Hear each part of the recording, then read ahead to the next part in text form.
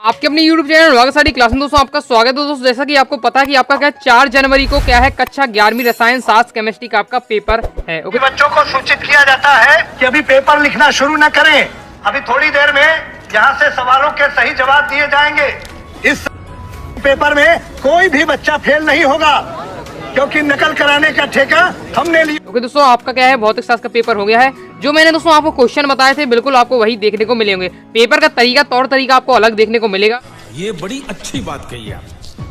Okay दोस्तों, क्योंकि अब क्या है बहुत सारे हर जिले में आपके अलग अलग पेपर आने हैं। ओके दोस्तों, आपके जितने भी जिले हैं मध्य प्रदेश में सभी में आपका अलग अलग पेपर आना है। इसलिए जो आपको क्वेश्चन बताऊं आपको क्या है यही मिलेंगे, ऊपर नीचे रहेंगे क्वेश्चन जिस प्रकार से भी भौतिक शास्त्र के पेपर में रहा है। ओके, या एक दो आपको नए देखने को मिल जाएंगे, लेकिन आपका 80% आपका पूरा पेपर वही रहा है। आपने भौतिक शास्त्र के पेपर में देखा होगा। इसलिए मैं दोस्तों मैं आपसे कहता हूँ कि मैं जो क्वेश्चन बताऊँ उन्हें आपको जरूर तैयार करना है। क्या बात है सर, क्या बात है सर। बाकी आपको क्या अपनी तैयारी अलग से रखना है। ओके दोस्तों, मैंने आपको पहले ही बताया था। तो चलिए अब देख लेते हैं इसी प्रकार से आपको जिस प्रकार से आपने कक्षा 11वीं के फिजिक्स के पेपर में अच्छा प्रदर्शन किया है, इसी प्रकार से आपको अब रसायन शास्त्र के पेपर में भी करना है। ओके, तो चलिए देख लेते हैं तो आपको किस प्रकार से आपका ये पेपर रहने वाला है।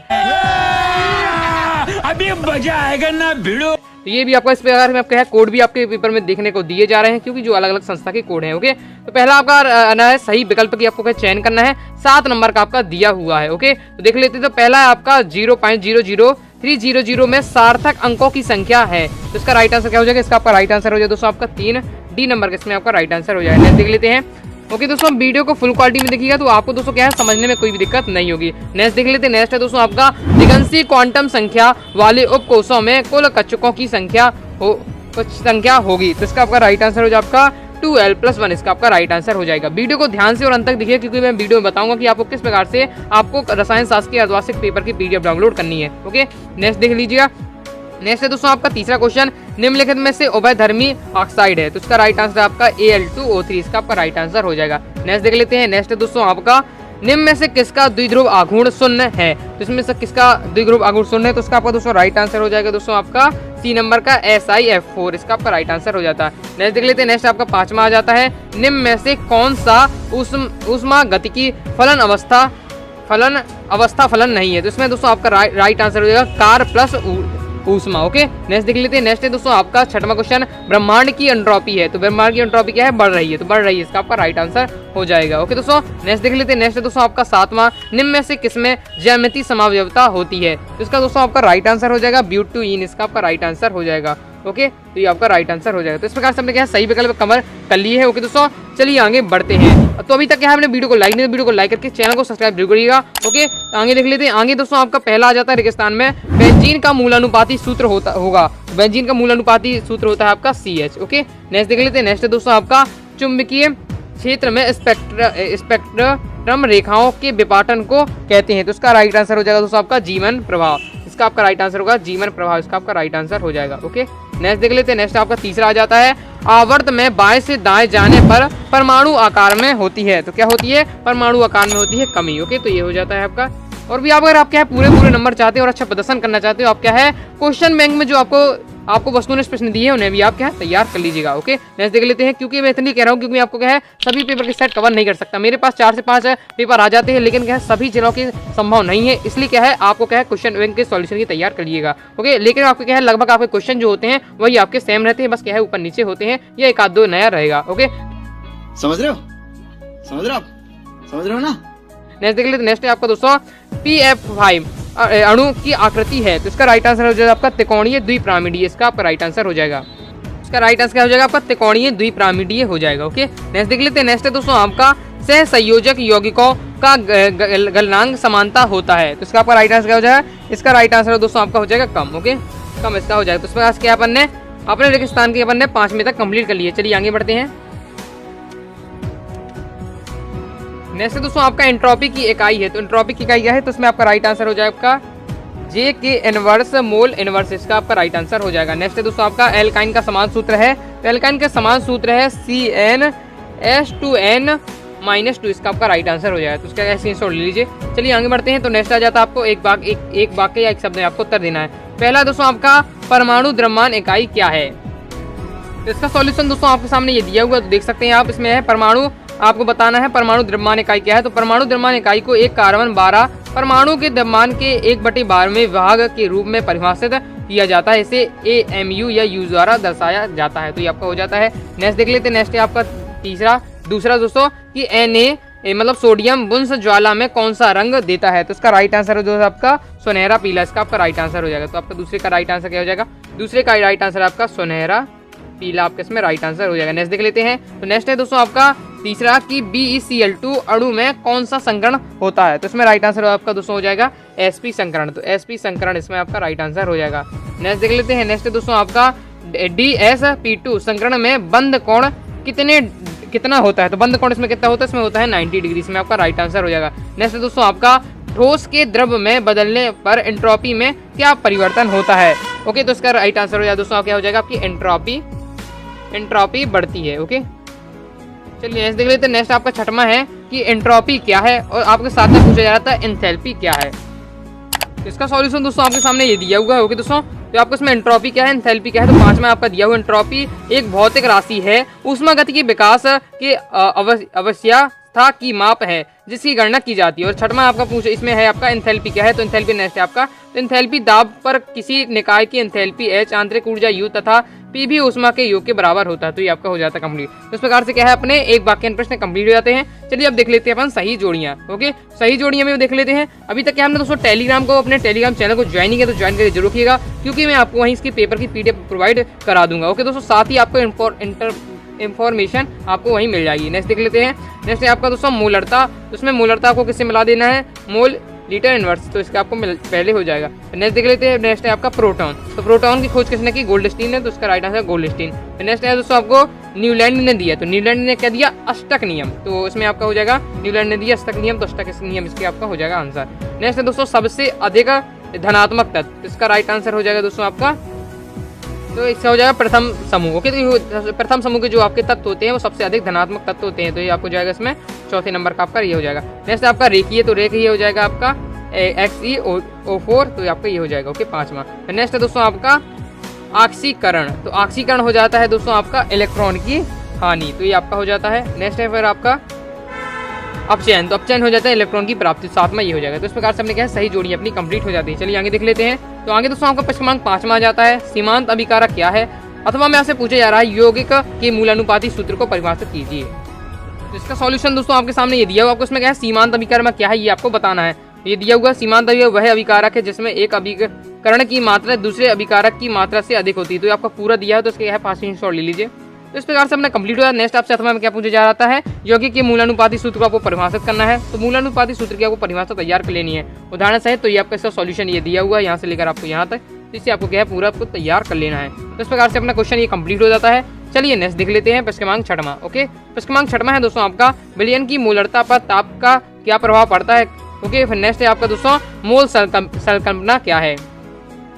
इसका सॉल्यूशन ये दिया हुआ, तो आप देख सकते हैं विलयन की मोलरता पर ताप का क्या प्रभाव पड़ता है, क्यों। ओके, तो ताप बढ़ाने पर मोलरता घट जाती है, क्योंकि विलयन में आयतन ताप बढ़ाने पर बढ़ जाता है। ये हो जाएगा सॉल्यूशन।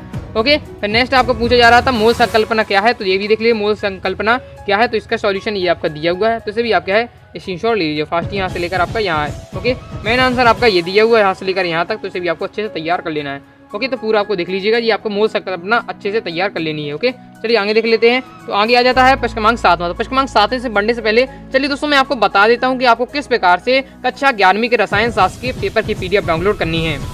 दोस्तों अर्धवार्षिक परीक्षा का पेपर डाउनलोड करने के लिए गूगल पर जाना है। गूगल पर दोस्तों आपको सर्च कर लेना अनुराग स्टडी क्लासेस, सबसे पहले वेबसाइट मिलेगी, आपको इसे क्या है ओपन कर लेना है। जैसे ही आप दोस्तों इसे ओपन करेंगे तो इस प्रकार का इंटरफेस आएगा। तो आपको क्या है, ये नीचे एक सब्सक्राइब का बटन दिखेगा, सब्सक्राइब करके अपने चैनल को सब्सक्राइब कर लीजिएगा। साथ ही टेलीग्राम के बटन पर क्लिक करके आप टेलीग्राम को ज्वाइन कर लीजिएगा। अब आपको पेपर की PDF डाउनलोड करने के लिए आपको मेन मेनू का एक आपको बटन दिखेगा ये वाला, इस पर आपको क्या है क्लिक करना है। जैसे ही आप दोस्तों इस पर क्लिक करेंगे तो इस प्रकार का इंटरफेस आ जाएगा। अब आपको क्या है स्क्रॉल करते हुए नीचे जाना है और आपको ये बटन वाला खोजना है हाफ ईयरली, आपको इसमें देखना है हाफ ईयरली पेपर 2022-23। ओके, ये वाला आपको देखना है बटन, इस पर आपको क्लिक कर देना है। जैसे ही आप इस पर क्लिक करेंगे तो इस प्रकार का इंटरफेस आपके सामने आ जाएगा। ओके दोस्तों, अब आपको क्या करना है, अब आपको कक्षा क्लास 12th का पेपर चाहिए, क्लास 11th का। अगर मान लीजिए मुझे क्लास 12th का पेपर चाहिए है, ओके, जिस सब्जेक्ट का आपको पेपर चाहिए उस पर आपको क्या है क्लिक हेयर पर बटन पर क्लिक कर देना है। मान लीजिए मुझे भी क्लास 12th का केमिस्ट्री का पेपर चाहिए, तो क्लिक हेयर के बटन पर आपको क्लिक कर देना है। जैसे ही आप दोस्तों सर क्लिक करेंगे तो इस प्रकार का इंटरफेस आपके सामने ओपन आ जाएगा। स्क्रॉल करते हुए नीचे जाइएगा। ओके दोस्तों, तो आपको ये आपको पोस्टर देखेंगे, इनमें 2-3 पोस्टर में आपको क्लिक कर देना है। फिर आपको क्या है नीचे जाना है, तो आप इसकी आपको पूरा पेपर देखने को मिल जाएगा। PDF डाउनलोड करना है तो आपको स्क्रॉल करते हुए नीचे जाना है और आपको लिखे मिलेगा PDF डाउनलोड के लिए क्लिक करें। तो आपको ये पोस्टर दिख रहा है, इस पर आपको क्लिक कर देना है। जैसे ही आप इस पोस्टर पर क्लिक करेंगे तो PDF डाउनलोड हो जाएगी। दोस्तों इस प्रकार से आपको क्या है PDF को डाउनलोड करना है। ओके, बढ़ती है नेक्स्ट क्वेश्चन। नेक्स्ट क्वेश्चन आ जाता है प्रश्न क्रमांक 7 में दोस्तों आपका क्वांटीकरण क्या है, अथवा में से पूछा रहा है हुंडी के नियम को अधिकतम बहुलता का नियम क्यों कहते हैं।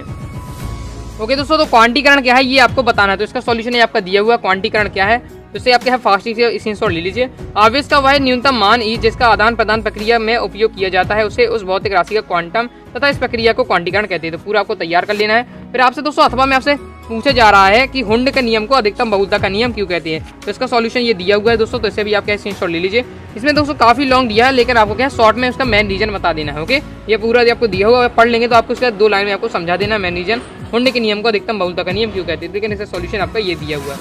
ओके, जिसका फास्ट यहाँ पे स्क्रीनशॉट लीजिए। वीडियो को फुल क्वालिटी में देखिए तो आपको क्या समझने में कोई भी दिक्कत नहीं होगी। अभी तक वीडियो को लाइक नहीं, वीडियो को लाइक करके चैनल को सब्सक्राइब जरूर करिएगा। आप देख रहे हैं सारी क्लास आप लोग लगातार सहायता कर रहा है। नेक्स्ट देख लेते हैं। नेक्स्ट दोस्तों आपका प्रश्न क्रमांक 8वां, एक ही वर्ग में उपस्थित तत्वों के भौतिक तथा रासायनिक गुणधर्म समान क्यों होते हैं। अथवा में यहाँ से पूछे जा रहा है कि बेरिलियम तथा मैग्नीशियम के इलेक्ट्रॉन ग्रहण एंथैल्पी लगभग 0 क्यों होती है।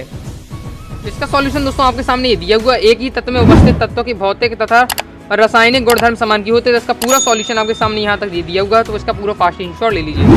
ओके, तो आई होप आपने स्क्रीनशॉट ले लिया। चलिए आगे देख लेते हैं। अथवा में दोस्तों आपसे क्या पूछा जा रहा था कि बेरिलियम और मैग्नीशियम के इलेक्ट्रॉन ग्रहण की एंथैल्पी लगभग 0 क्यों होती है। तो इसका सॉल्यूशन ये आपका दिया हुआ है, जैसे भी आप स्क्रीनशॉट लीजिए, आपका पूरा दिया हुआ है कि बेरिलियम तथा मैग्नीशियम के बाह्य कोश में s ऑर्बिटल पूर्ण पूरित होता है, अतः ये अतिरिक्त इलेक्ट्रॉन का स्थान नहीं दे सकते हैं। इसके p ऑर्बिटल में खाली स्थान होते हैं, किंतु ये अपेक्षाकृत अधिक ऊर्जा स्तर में होते हैं, अतः ये नाभिकीय आवेश के अतिरिक्त इलेक्ट्रॉन को आकर्षित नहीं कर सकती। तो ये आपका हो जाता है। नेक्स्ट देख लेते हैं। नेक्स्ट आ जाता है आपका प्रश्न क्रमांक 9वां। तो प्रश्न क्रमांक 9वां दोस्तों कह रहा है आपसे कि क्या है आपका नाइट्रोजन की आयन एंथैल्पी ऑक्सीजन से ज्यादा होती है क्यों, ये आपको बताना है। ओके, तो इसका भी अपन सॉल्यूशन देख ले। तो ये आपका सॉल्यूशन ये आपका दिया हुआ है। ओके, तो फास्ट स्क्रीनशॉट ले सकते हैं, आपका इतना आपको दिया हुआ है। ओके, 2 नंबर में ये क्वेश्चन या फिर फिक्स वाले इसलिए अच्छे से आपको तैयार कर लीजिएगा। नेक्स्ट आपको पूछा जा रहा है परीक्षण प्रभाव क्या है। तो परीक्षण प्रभाव बहुत ही ज्यादा इंपॉर्टेंट है, प्रीवियस ईयर में कई बार आ चुका है, इस बार भी आपको देखने को मिलेगा, इसलिए क्या आपको अच्छे से तैयार कर लेना है। परीक्षण प्रभाव क्या है पूरा दिया हुआ है। ओके, तो इसका क्या है आप फास्ट स्क्रीनशॉट ले लीजिए। तो इस प्रकार से अपना ये कंप्लीट हो जाता है। चलिए आगे बढ़ते हैं। प्रश्न क्रमांक 10वां दोस्तों आपका क्या पूछ रहा है। तो प्रश्न क्रमांक 10वां है दोस्तों आपका NH3 तथा NF3 में किस अणु का द्विध्रुव आघूर्ण अधिक है और क्यों। तो इसका भी सॉल्यूशन देख सकते हैं। ओके, तो इसका सॉल्यूशन आपका ये दिया हुआ, तो उसका फास्ट स्क्रीनशॉट ले लीजिए। आपका दिया है NH3 तथा NF3 में किस अणु का द्विध्रुव आघूर्ण अधिक है और क्यों। तो इसका पूरा आपका सॉल्यूशन ये दिया हुआ, तो इसका स्क्रीनशॉट ले लीजिए। ओके, नेक्स्ट देख लेते हैं। तो नेक्स्ट है आपका दोस्तों कि FeC2 और तथा FeCl3 में किसमें सहसंयोजी गुण अधिक होगा और क्यों। तो ये आपको स्वयं कर लीजिएगा। ओके, नेक्स्ट देख लेते हैं। नेक्स्ट है दोस्तों आपका प्रश्न क्रमांक 11वां, इलेक्ट्रॉन स्नेही तथा नाभिक स्नेही क्या है, उदाहरण से समझाइए। इसका सॉल्यूशन ये दिया हुआ, आपको इसमें क्या है इलेक्ट्रॉन स्नेही तथा नाभिक स्नेही क्या उदाहरण शायद आपको बताना है। तो इसका पूरा सॉल्यूशन आपके सामने ये दिया हुआ है, तो इसका पूरा एक बार आपको क्या फास्ट स्क्रीनशॉट ले लिए। ये आपका इलेक्ट्रॉन स्नेही हो जाता है, इसका एग्जाम्पल दिया हुआ है। ओके, इसके बाद दोस्तों आपका क्या है नाभिक स्नेही आ जाता है। नाभिक स्नेही पूरा आपका ये दिया हुआ है, इसका भी आपको एग्जाम्पल देख लेते हैं आगे। ये आपका एग्जाम्पल आगे भी दिया हुआ है। ओके, तो कंप्लीट हो जाता है। फिर नेक्स्ट आपका सी में आ जाता है कि क्या है निम्नलिखित में अभिकर्मों को नाभिक स्नेही तथा इलेक्ट्रॉन स्नेही में वर्गीकृत कीजिए, ये आपको दिया हुआ है। ओके, तो आपको बताना है। तो ये आपका ये क्वेश्चन दिया हुआ, तो नाभिक स्नेही कौन है NH3 और CN इनवर्स आपका ये क्या है नाभिक स्नेही है। इलेक्ट्रॉन स्नेही आपका BF3 और SO3 आपका क्या है नाभिक स्नेही। तो ये अपना कंप्लीट हो जाता है। ओके दोस्तों, तो नेक्स्ट अपन नेक्स्ट देख लेते हैं। तो फिर नेक्स्ट आ जाता है आपको प्रश्न क्रमांक 12वां। प्रश्न क्रमांक 12वां कह रहा है आप दोस्तों कार्बोकटाइन की संरचना बनाइए समझाइए। ओके, तो ये आपका दिया है कार्बोकटाइन की संरचना, तो आपको इस प्रकार से बनाना इजीली है, तो आप देख लीजिए एक बार। ओके दोस्तों, तो अथवा भी देख लेते हैं। तो अथवा में आपसे कह रहा है इसमें ज्यामितीय समावयवता का कारण लिखिए। तो ज्यामितीय समावयवता का कारण भी आपका ये दिया हुआ है, इसका भी आप देख सकते हैं। ये आपके ज्यामितीय समावयवता का कारण ये आपका दिया हुआ, इसके आगे आपका ये दिया हुआ। ओके, इस प्रकार से अपना क्या है अपना ये क्वेश्चन भी कंप्लीट हो जाता है। तो इस प्रकार से अपने प्रश्न क्रमांक 12वीं तक कंप्लीट कर दिए। नेक्स्ट आपका देखिए पूरा बचा है प्रश्न क्रमांक 13वां 14वां 15वां 16वां 17वां 18वां और यहाँ तक आपका लास्ट में 19वां तक बता है। ओके दोस्तों, तो ये सब क्वेश्चन मैं नेक्स्ट पार्ट में देखिए। अगर आप चाहते हैं जल्दी क्या है नेक्स्ट पार्ट आ जाए तो वीडियो में कमेंट करें। ओके दोस्तों, वीडियो पसंद है तो वीडियो को लाइक करके चैनल को सब्सक्राइब जरूर करिएगा। साथ ही दोस्तों अनुराग सारी क्लासेस के सभी प्लेटफॉर्म टेलीग्राम इंस्टाग्राम व्हाट्सएप सभी ज्वाइन कर लीजिए, जिससे अनुराग सारी क्लासेस आपकी क्या है अर्धवार्षिक परीक्षा में पूर्ण रूप से सहायता कर सके। मिलते हैं दोस्तों नेक्स्ट वीडियो में, तब तक के लिए बाय बाय।